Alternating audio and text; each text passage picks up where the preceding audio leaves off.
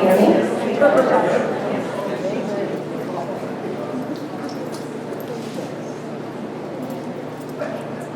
And welcome. Before I introduce our guest, on behalf of the library trustees, I'd like to thank the people who made this Sunday Off the Talk series possible. Dean and Hamilton Realtors and the Cook Estate, who are our sponsors for this year, and also Bruce Sinclair, owner of the Taste for Wine and Spirits, for his contribution of the wines for our post-hoc reception.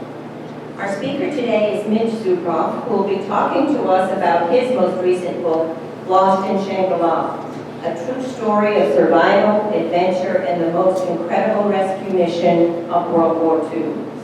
Mr. Zuckoff's prior works include Robert Altman, The Oral Biography, which was one of Amazon's best books of 2009, Ponzi Scheme, The True Story of a Financial Legend, which was a New York Times editor's book choice, Choosing Naya, A Family's Journey, which won the Christopher Award and was a Massachusetts honor book, and he co-authored Judgment Ridge, The True Story Behind the Dartmouth Murders, which was a finalist for the Edgar Award. I don't think Mr. Zuckoff has written anything that hasn't gotten some kind of recognition. His work has appeared in the New Yorker and Fortune, among other publications. He was also a Pulitzer Prize finalist for his investigative reporting for the Boston Globe. In his spare time, Mr. Zuckoff is a professor of journalism at Boston University. You're all invited to stay for wine and cheese reception following Mr. Zuckoff's talk, and his wonderful book on Shangri-La will be available for purchase and signing. And I'd just like to warn you all not to miss, those of you who own the book, not to miss the last section of the book, which contains a wonderful collection of responses to his writing from the survivors of this particular event. We are very grateful that he has taken the time to be with us today, so please welcome with me, Mitch Zuckoff.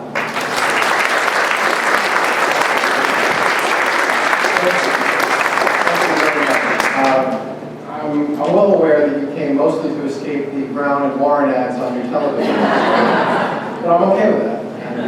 So, without further ado, this is a photograph actually I took in the jungle of New Guinea, about 100 yards from where much of what I'm going to be talking about today took place.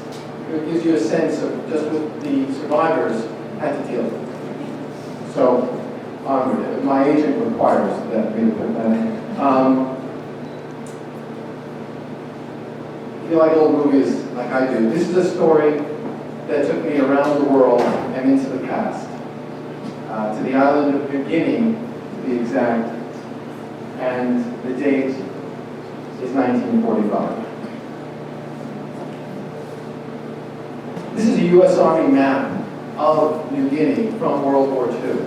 And what's significant about it is really what's not there.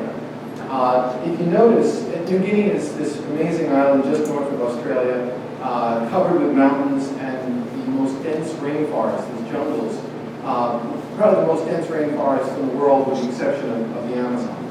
And what the Army thought was that this island, which is shaped kind of like a prehistoric bird, had an uninterrupted chain of mountains going through the valley, through the almost like the backbone of the bird. And they plotted this as though there were just 13 and 14,000 foot mountains there. And the people who we're going to be talking about today were based here in Hollandia on the northern coastline, the sort of the center of the island. And they were based at a place called Base G. It was one of the largest U.S. Army bases during World War II. You didn't hear a lot about it because it was out of harm's way. It was going to be a staging area if and when the invasion of Japan took place. But there were tens of thousands of U.S. Army soldiers, sailors, airmen, and Women's Army Corps members, WACs, who were based there in Hollandia. Well, when they were trying to look for a place, just in case they had to fly from north to the south part of the island, toward Australia, or back and forth, and Colonel Elsmore, this fellow, was in charge of that operation. What if we had to land somewhere in the middle of this incredible island? And so, while flying with Major Grimes one day, Colonel Ellsmore looked down, and where his map said there would be a 13,000 or 14,000 foot mountain was instead this tabletop flat valley that had never been seen before from the air. It was about 40 miles long, about 7 miles wide, and it was magnificent. At one end there was a waterfall coming down. It was a beautiful river that flowed through it, and Ellsmore couldn't believe his eyes. But even more remarkable than the valley itself was the fact that it was inhabited. It was inhabited by these people. In fact, this is a photograph that Ellsmore took, and it shows one man up here in the top of a watchtower, and another man, native man, running toward it. And with just a little bit of examination, as Ellsmore flew back and forth, he realized this was a lost civilization. These were people living as though the Stone Age had never ended. These were people in this valley who had not yet discovered the wheel. They hadn't discovered textiles. They hadn't discovered pottery. The men were naked except for gourds covering their genitals. The women were naked except for twine wrapped around their waists. And so suddenly, everyone back in Base G, back in Blandfield, wanted to see this place. It didn't have a name per se, and so they called it Grand Valley, and Great Valley, and Lost Valley, and Hidden Valley. But then Ellsmore took a couple of reporters on a flight overhead, and they came up with what they thought was a better name. They called it Shangri-La. They borrowed the name from Lost Horizon, the Hilton novel, about a paradise that was lost and where it was peaceful and beautiful and people lived long and enlightened lives. This was a very appealing idea in the midst of a world war, that there was a place that was sheltered from all that was happening around the world. Well, the one problem was, the one thing they could see very clearly about these people were they were incredibly warlike. It was a beautiful valley, but it was not peaceful. These people engaged in daily war. War was the most animating part of their culture. Men would fight on an almost daily basis, not for land, not to change ideals, just because it was what they did. And it was an endless cycle here in the valley of eye for an eye and retaliation. Someone would be killed on one side, the other side would have to retaliate. Well, at Base G, stories grew up around the people who were living here in this valley. No one could land a plane there. You couldn't land because there was nowhere, there was no flat area, flat enough to land a transport plane or a B-17 or what have you. And so they told stories. They said that the people who lived in this valley, all the men were 7 feet tall. And they grew pigs the size of ponies. And they practiced human sacrifice on stone altars. And they were all cannibals.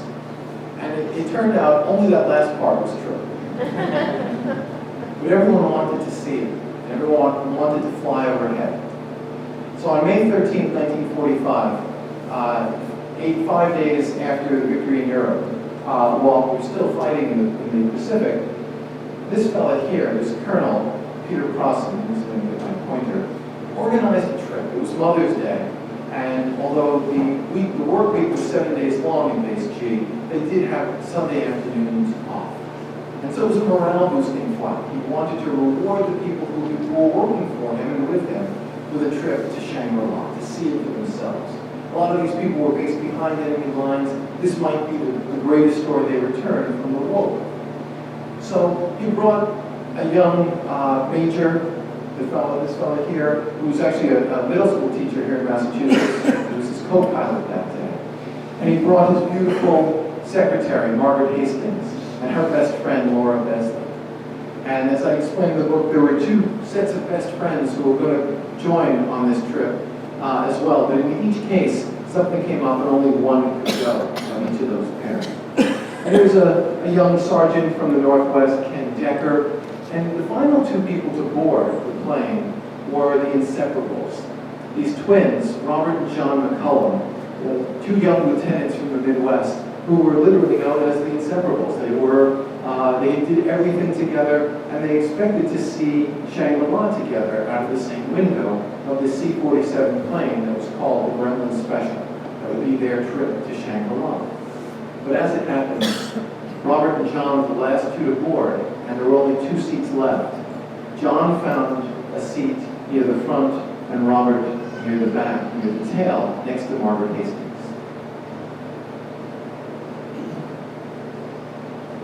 All of them wanted one of these. Elsmore was a bit of a character, and after he sort of fashioned himself the Columbus of Shangri-La. And so everyone else who got a chance to see it, he would give them one of these. It was a certificate that said, you have been inducted into the Shangri-La Society of Dutch New Guinea. And you've flown over this valley, and he signed it himself, and he put on a gold seal to make it kind of fun. It was like a diploma for having experienced this lost world. So they took off in this C-47, and it was not this one. Theirs was painted camouflage colors, but it was basically a plane just like this. Any aviators, it was the old DC-3. And they flew toward the valley through a notch in the mountains. That was the one way in and the one way out. And they came not to the main valley. You had to go through a sort of a mountain pass, and it's known today as the Pass Valley, in fact. And they saw a village very much like this one, but it was empty. Margaret Hastings and some of the other WECs and the other people aboard the plane called out to the pilot and said, oh, go again, we want to see the people. And a series of tragic events all came together at that moment. Peter Prosser was not in the cockpit at that moment. The less experienced co-pilot had the controls. There were updrafts and downdrafts in this valley that wreaked havoc on planes that would come through this notch in the mountain. And in fact, the Gremlin Special crashed. This is an actual tail, this is an actual photograph of the tail section of the plane taken not long after the crash.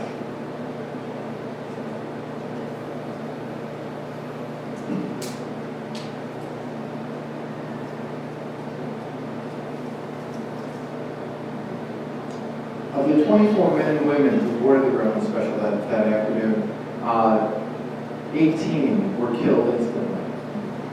Of the 6 remaining, 3 lived only briefly after the crash, leaving 3 survivors. The first was John McCullum, whose brother was killed. John McCullum emerges in the jungle uninjured, incredible. He survives this plane crash without a scratch on him, but as you can imagine, he has suffered an existential wound. He can't imagine life without his brother, but suddenly there he has to. The second survivor is Ken Decker, that sergeant I mentioned from the Northwest. Ken Decker emerges with a terrible head wound and burns on his back and on his buttocks. He'll never, as long as he lives, remember anything of this flight. He won't remember getting on the plane, he won't remember the flight. He just knows that he emerged from the jungle and started walking toward Lieutenant McCullum. And the third survivor is Margaret Hastings, the secretary to Colonel Peter Prosser. And Margaret realizes that her best friend Laura Besley has been killed, or has died. She lived shortly. And Margaret became, even after her death, my greatest source on this story. Margaret, from that moment, began recording her thoughts and her experiences on scraps of paper. She was a secretary. She wrote them in shorthand. And she recorded almost everything that happened. And the 20,000-word diary I found in a small historical society in upstate New York became one of the primary sources that I could tell this story with in complete nonfiction. None of this is imagined. None of this is made up. But Margaret, one of the things she writes in one of her early entries in her diary is that she realized the only way, she also was burned, she had some injuries, and somehow her shoes were burned or blown off in the crash. And she realized the only way she was going to survive was to wear her dead best friend's shoes. And when she wrote about it, she wrote with such candor and such honesty. I knew I had found the perfect source. Because she said, I knew I should have mourned, I knew I should have cried, but I had to save that for later. If I was going to survive, I had to wear large shoes. And so Margaret becomes a key player in the story.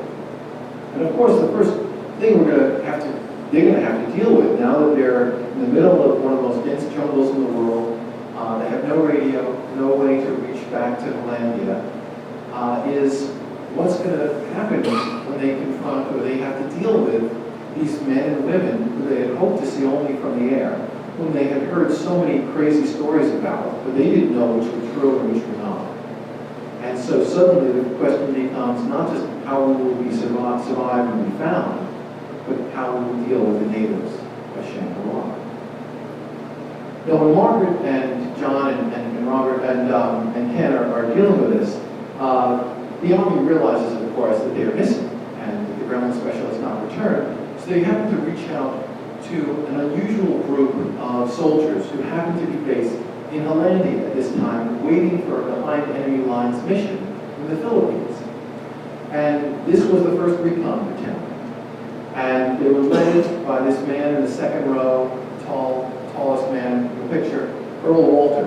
And Earl, who's 90 years old, became my second best source in many ways. Earl's still living out in Oregon, and Earl also kept a journal of all his experiences, and was also a live source. As soon as I found out that Earl was living, got on a plane and just sort of moved into his retirement home with him for a while. And Earl had trained these men, all of whom were volunteers, all of whom were Filipino Americans. As you may know, the day after Pearl Harbor, the Japanese invaded the Philippines. And so these people felt that their homelands had been invaded twice. And so they were particularly eager to fight on behalf of the United States. But they had not gotten the mission they were trained for. They were still waiting to fight the Japanese in the jungles of the Philippines, and they were cooling their heels. And so they had built a clubhouse in Hollandia. This is their clubhouse. And it was called the Club Bahala Na, which is from the Tagalog dialect of the Philippines. It means come what may. They were up for anything. And so these guys, as soon as Earl told them, hey, listen, we've got a mission here. They've located, fortunately, this is after a number of days, there are apparently some survivors of this Gremlin Special crash. We need to go in and get them and help them. We don't know how we're getting out yet, but here's what we do know. When we jump in, it's going to be the worst parachute zone anyone has ever seen. It's jungles, it's horrible. And updrafts and downdrafts will be blown around probably in our parachutes. We probably won't survive the jump. If we do survive the jump, there are going to be 5, 10, maybe 15,000 native warriors who are going to confront us possibly with spears, bows and arrows, and they're probably cannibals. And we have no idea how we're going to get out. And one possibility, the working possibility, is that we may have to walk out 150 miles to the north coast or 150 miles to the south coast. If we go through the north, we'll probably go through hiding Japanese troops. If we go through the south, we'll go through headhunters and Stone Age tribesmen as well. And Earl's preference was to go through the north, through the Japanese, because, as he told me, they didn't have home field advantage. But that becomes the plan. Earl says, who's with me? And as Earl tells it, and I believe him completely, every man in that photograph took a step forward and said, Bahala Na. Earl picked the 10 men he thought were most appropriate for the mission because they were the best soldiers, some because they were incredibly strong and fierce, and some because they were, a couple who were great medics, and a couple he just sort of liked. And so he picked them. And there's Earl talking on his cell phone. And so they're going to jump in. And now planning is going on. How are we going to get them out if we can get them in? And one idea is helicopters. We'll send helicopters into this valley, and we'll just pick them get them out. The problem was that helicopters, the whirlybirds of the day, didn't have the lift to get over the mountains and back out. That would have been a disaster. They thought about a PT boat.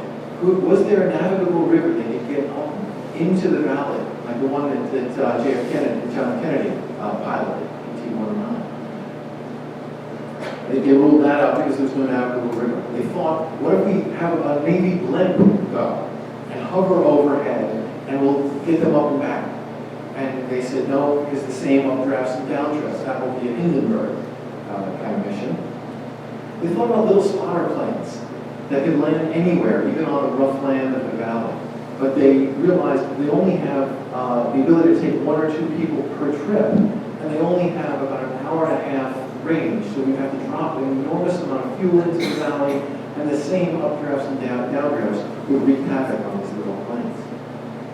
So they returned to the idea of walking them out of the jungle. And that becomes the working plan until they come up with maybe the craziest idea of all. This is a giant glider. This is a Rocco glider from World War II.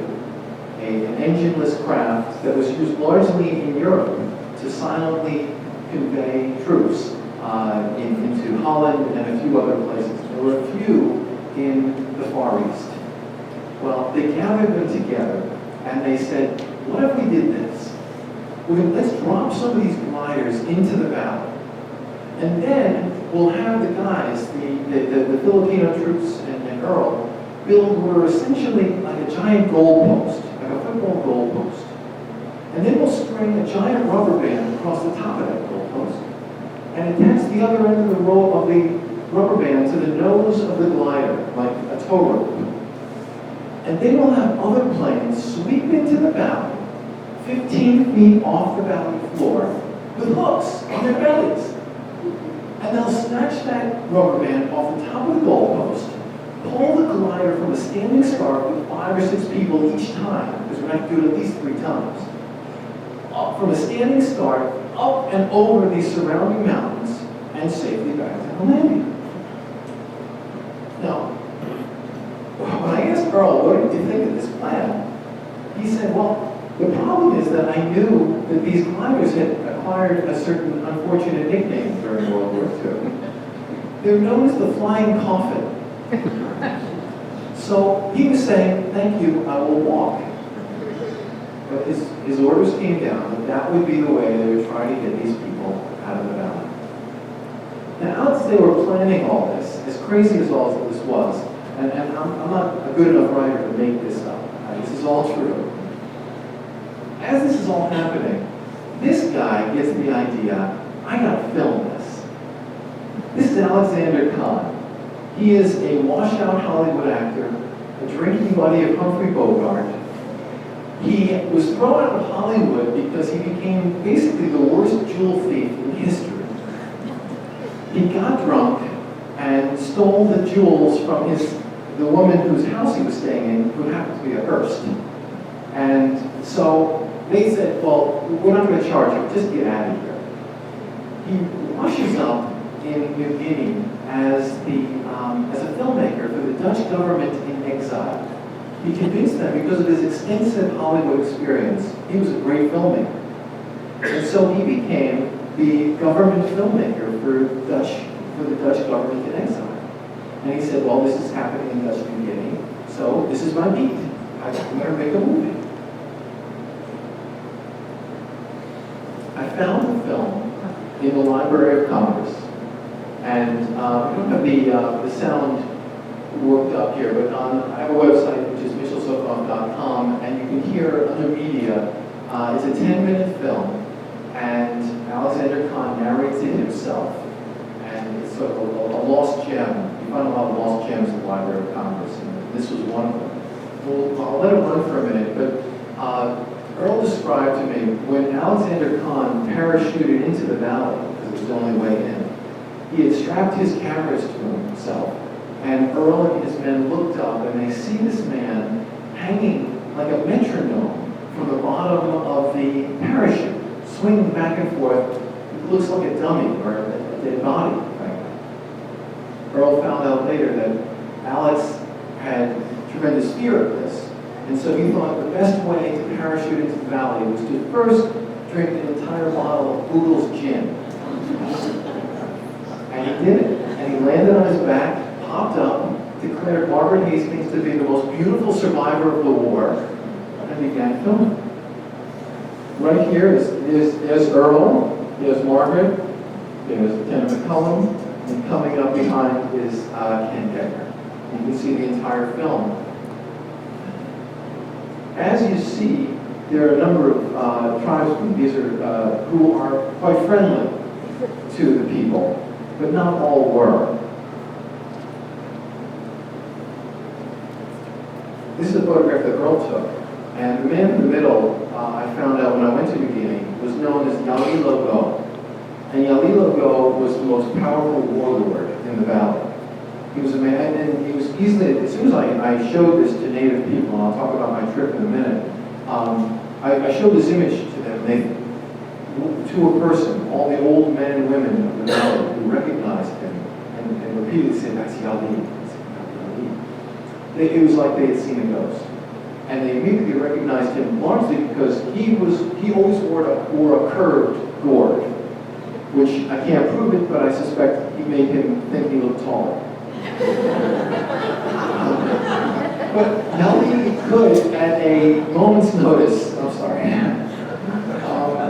at a moment's notice, could call as many as 5,000 or 10,000, probably 5,000 troops to battle.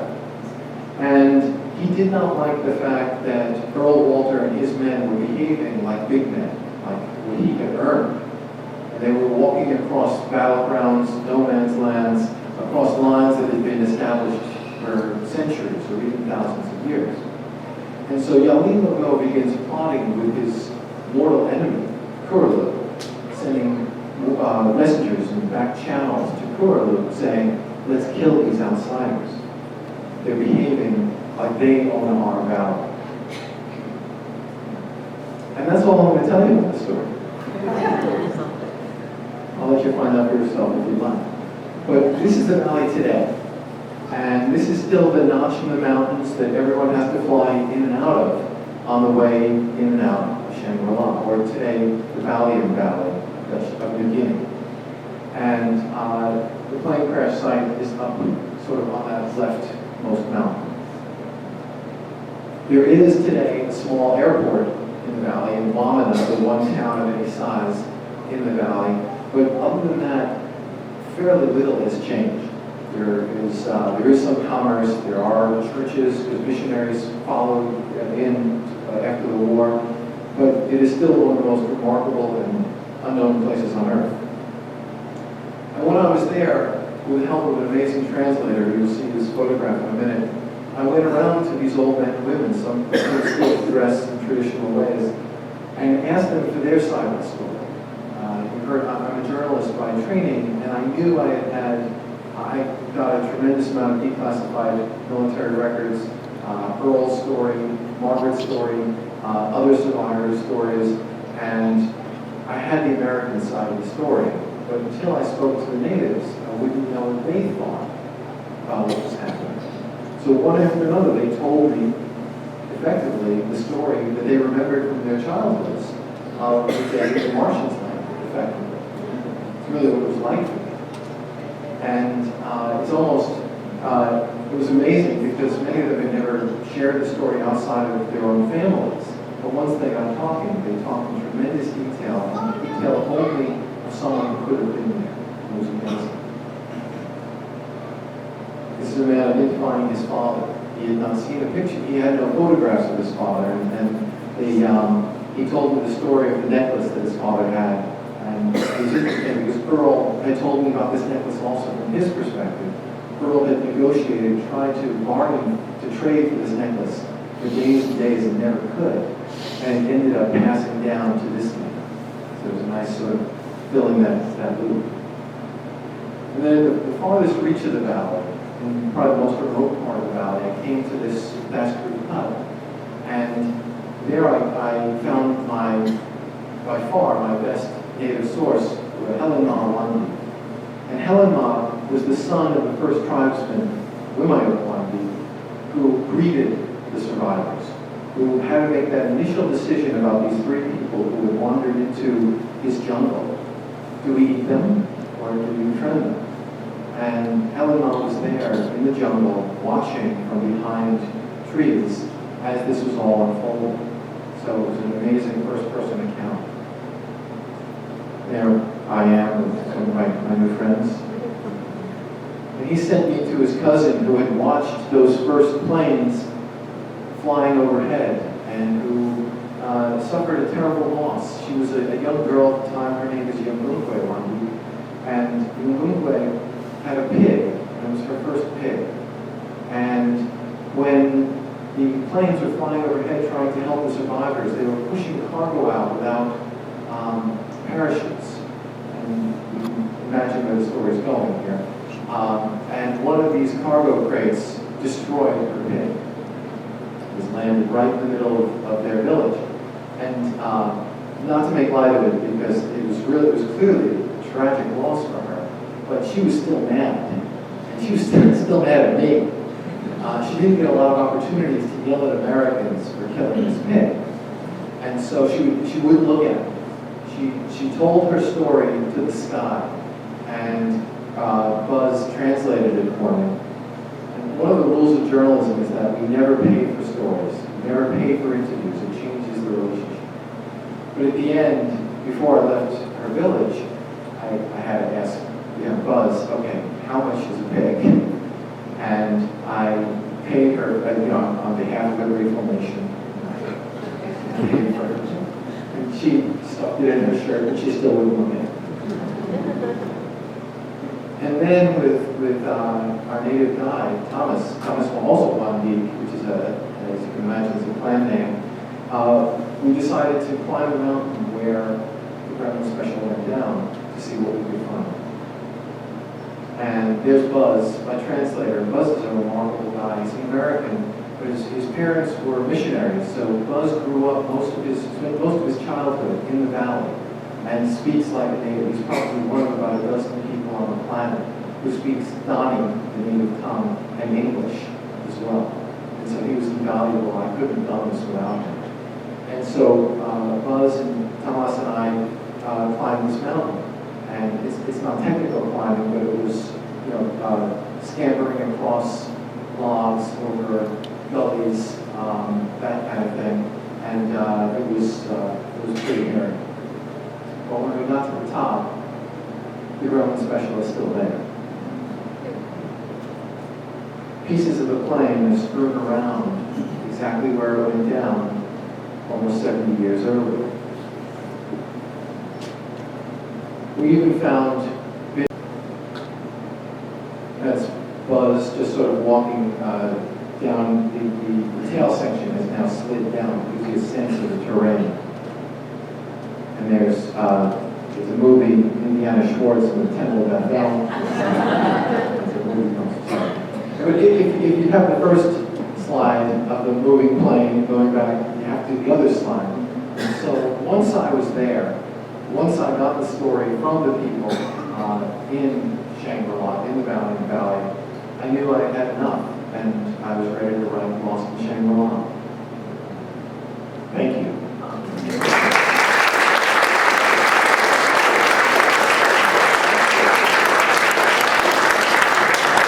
If anyone has any questions, I'm more than happy to. Yes? Could you tell us a little more about Marvin Hastings' relationship with the native queen? Yes. That You've read the was book. extraordinary. Margaret Hastings, the question about Margaret Hastings' relationship with the native queen, the woman she called the queen. And one of the many things I love about Margaret is how she evolved over the course of her time in the valley. In her early writings in her diary, she writes about the natives almost as though they are childlike. She imagines them as primitive and childlike. But while she's there, she is actually almost adopted by this elder woman of the village. And she begins spending time with her and appreciating that they couldn't understand each other's language. But she developed an appreciation and an understanding of the woman she called the queen. And she felt as though they were communicating as equals. understand the kindness, the gentleness of this woman, the generosity of this woman, and near the end, before they tried this glider rescue, Margaret would spend her entire days with her, just seeing how she lived, and near the end, the way she writes about her is with such passion and with such kindness and appreciation for her. It's one of my favorite parts of the book, is seeing how Margaret evolved just by contact with these people. Thank you for bringing that up. Yes, sir. Could you comment on the effects of this event on the lifestyle of the native inhabitants? And Sure. if this event did not happen, can you conjecture what these people would be like today? That's a great question. But it is conjecture. Surprisingly, this event had almost no immediate effect on the people of the valley. They closed it off almost immediately. They knew that this was a change that was almost too much for them to imagine. When the people, the outsiders left, their first act was to take all the things they left behind and secret them away in a cave and say, that's sort of taboo. That's just, they were not ready for any of what had happened. But in a larger sense, it did open up the valley to outsiders. And when stories about this event were spread, missionaries came in, and it very much changed almost everything about the valley and their way of life. On the pro side, one thing that happened was that they no longer fought wars. They were pacified, first by the missionaries, and then by the Dutch government, and later by the Indonesian government. This part of New Guinea is actually now part of Indonesia. This half of the island is the province of Papua, which is separate from the Papua New Guinea on the other side. But the real tragedy, and there's a wonderful filmmaker named Robert Gardner at Harvard, who made an amazing documentary about these people in their natural state in 1960 and 61. He went with Michael Rockefeller to New Guinea to do this. And Bob Gardner says these people became serfs in their own land. They lost after the outsiders came in, they sort of lost their claim on their own heritage and their own control of this place. And when they stopped fighting wars, nothing replaced it. And so they have no strong leaders, they have no sort of good cultural organization anymore. And so while there have been some positives, I would say in many ways the negatives tremendously outweigh the positives of outsiders coming in. Had they been left alone, my conjecture would be they would be exactly as they were in 1945. They would be fighting their wars, but they would have better cultural ties and better family ties than they do now. But they would be unchanged. There's no reason to change. Yes, ma'am. Speak about the cannibal situation. Did they eat people after our friends got there?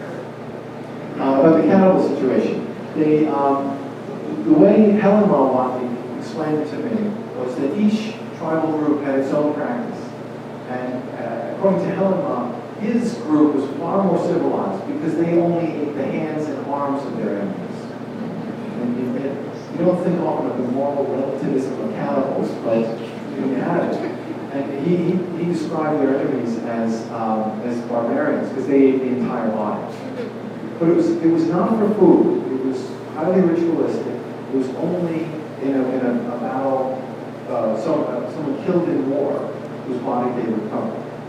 They continued the practice for a while, but it was stopped probably in the 50s or 60s. Well, there's a very good book called Cannibal Valley, written by one of the missionaries who came in the 50s. And it was still going on then, and he wrote quite sort of eloquently but horrifyingly about watching the practice take place.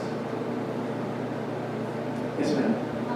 Two questions. Is anything known about the health of these people? I mean, did they get malaria? Did they get the diseases that people get in that environment?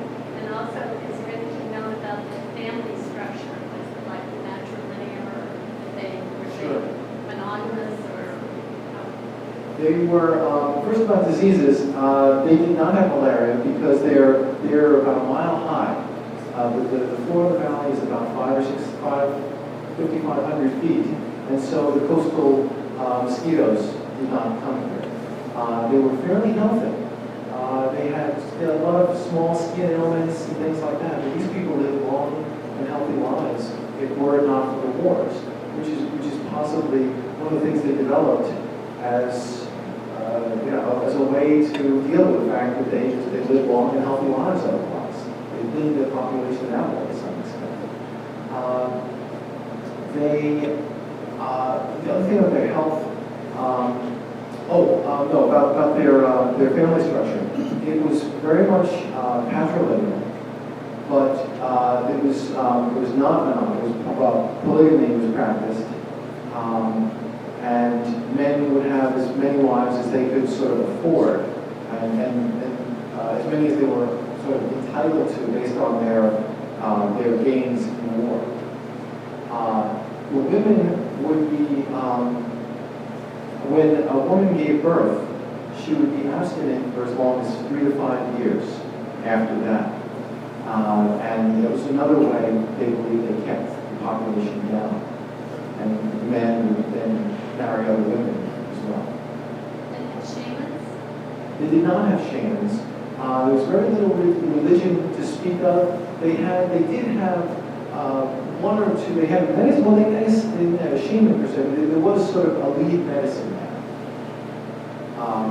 who would make sure that the seeds of the soul were in place, or the seeds of singing. Excuse me, is what they call it. And the seeds of singing is roughly analogous to our soul. And in a wound, if someone was wounded, the fear was that the seeds of singing would be out of place, and they would coax them back to their rightful place in solar plexus.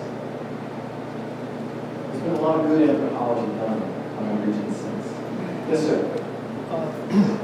What did the natives eat? What do they eat? Yeah. Besides each other. Besides each other. They largely ate pigs. They did raise pigs for protein and sweet potatoes. Those were the two staples of their diet. They did eat some other roots as well, but they had abundant food and plenty of water. So they had a little bit of a paradise in that way. Yes, sir. Is there any interaction between the Japanese and native peoples? We don't know. It's a great question. There was always a fear of the Americans that the Japanese would either work with these natives or were nearby. But we have no evidence that they ever reached the valley. The Japanese were working with other tribes, and so were we, and so were the Australians around New Guinea. But I don't believe they ever reached the valley. Yes, sir. Did any of the survivors or the rescuers consider going back after the war? John McCullum very much wanted to, and Robert Gardner was going to do a film, and he was going to take McCullum back with him. But sadly, it was the late 90s, and Robert and McCullum John said he just felt he was too old to do so. Margaret sadly died young, but one of her last public appearances in the 1970s, she was asked, would you go back? And she said, I'd go back in a minute. She would love to have seen the Queen again. But they never did go back. Yes, sir. Feedback that you get from the pilot's family? So, Yeah. I got some from the co-pilot's family in Somerville, and also from the lead pilot's family. Peter Crossan Sr. had a son, Peter Crossan Jr., who didn't realize fully that his father was outside the cockpit when all this happened. And the family of Major Nicholson were incredibly gracious to me. And they provided me with some wonderful documents, things he had written, letters he had written, and they swallowed hard and accepted the finding that he was at the controls alone and couldn't handle it. And so I have nothing to praise for them. They were really, really remarkable. And a number of Nicholson's family members are educators. And so they took the attitude, well, tell the story as it was, and we'll deal with it. Really great. Yes, ma'am. Was there actual fighting on this island? The Wacks were there basically as nurses, or could you just elaborate a little more? Sure, about the presence of wax on the island. There was some fighting on the island, and it's a huge, the second largest island in the world. So it's a huge place. The largest is Greenland. And so in April 1944, MacArthur takes the northern coast of Hollandia there. And there is fighting. It's a fairly brief fight, a matter of days before there was a surprise attack on Japanese troops who were based there. So once they cleared that area, that's when they used Base G, that's when they established Base G in April of 44 and onward. And these events took place a little over a year later. And WACs were brought in, not as nurses, but in largely support circumstances as secretaries, transcriptionists, stenographers, in those kinds of roles. And so the WACs were not supposed to be exposed to fighting, although there were still Japanese hiding in the jungles. And sometimes the Japanese, the WACs would have to deal with Japanese snipers, and they would all hide from them. But there was no battles once WACs were there. Well, thank you. If there are no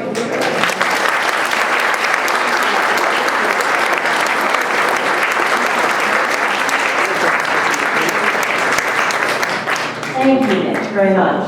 And it will be in the room where we have wine and cheese, or in the library, and there are some books. Buttonwood has some books there, and we'll be happy to sign books, I think. Thank you for coming.